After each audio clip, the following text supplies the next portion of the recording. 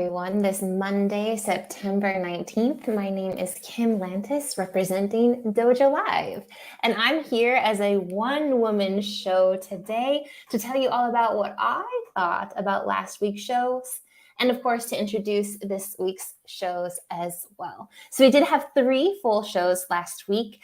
First up was Sam Miller, who is the founder and CEO of Proteus Motion. He talked all about physical strength, a new frontier in human performance. After that, we spoke with Rachel Carpenter, CEO and co-founder at Intrinio, and that was about open data and the API economy, the future of Fintech. Wrapping up the week was Dan Shapiro, founder and CEO at Glowforge, and really answering the question of what are you going to do with your laser?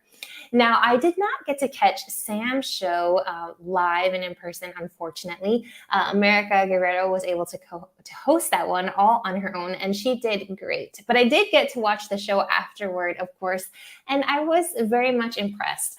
What I really enjoyed about the show, there's a couple things. I really liked Sam's story and just how deeply involved Proteus Motion is and goes all the way back, right, to a prototype of his father's as far as engineering is concerned.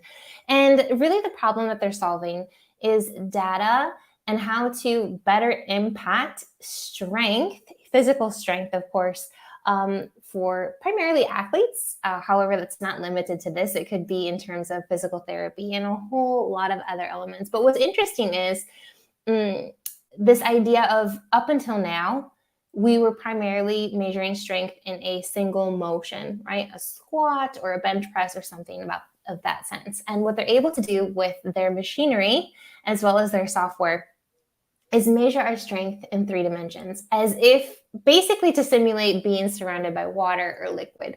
And regardless of what movement we're making, there's a force, there's a constant force. And then therefore measuring strength, which I think is absolutely fantastic. Sounds exhausting also in terms of using this exercise equipment. But what's really great about this is the data, right? The software side and the ability to just open up an entire new frontier for trainers specifically.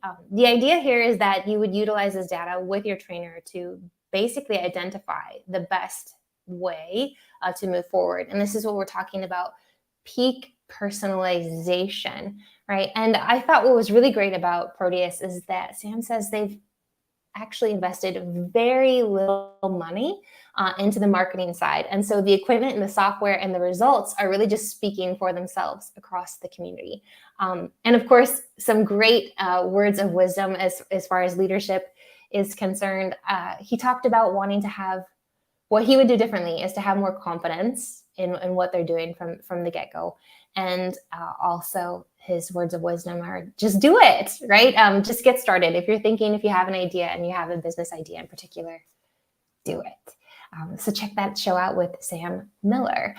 Midweek was Rachel Carpenter, CEO and co-founder of Intrinio.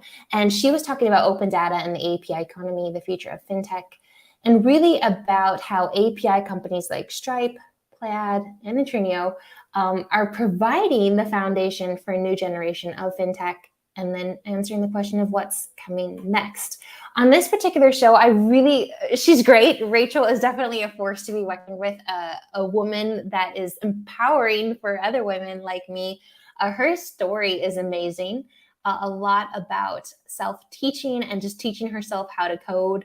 And the story about, the genesis of a lot of business stories is, I needed this, right? The answer was, I needed this. In her particular case, she was after data, and to get that data was extremely expensive outside of her reach. And so she started to figure out a way to kind of get that data without, utilizing the traditional approaches. And this worked out really well. And within that, there was this realization of a pivot, right? Which I find to be extremely admirable. A lot of times if individuals, you're headed down, you have this idea, you're headed down a business adventure, and this idea of I must. And she had the knowledge and the foresight to pause and say, okay, this isn't working out the way that we had anticipated. So let's pivot and do this instead. And essentially, rather than building a car, right, they were able to come up with the gasoline that makes this car go. And that is the idea behind Intrinio, their API, and the data that they're able to provide to other fintech companies, which then makes them right? Those companies able to do what they do best. And I think really just what's the future? With fintech, it's the API, the democratization, the accessibility, the speed. So do check out Rachel's show. And of course, Dan Shapiro wrapped it up, CEO at Glowforge, talking all about 3D laser printing.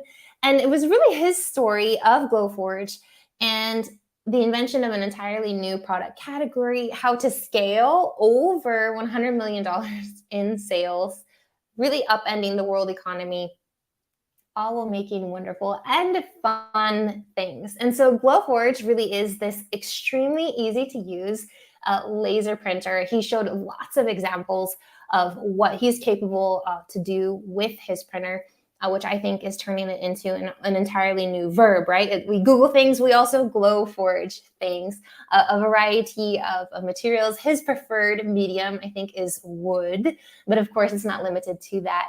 And what's really, all of the shows last week were based on amazing stories. And Dan's story was really a lot of the inspiration that came for all the products he's launched. Another one, I think, Robot Turtles, was a game that's aimed at preschoolers to help them learn how to code, have all been inspired by his children, right? He ended up getting a laser printer, this giant machine in his, for fun, I guess, in his garage. And it wasn't until his son was like, Daddy, I want a sword. And he was able to make his son's kind of, vision come to life.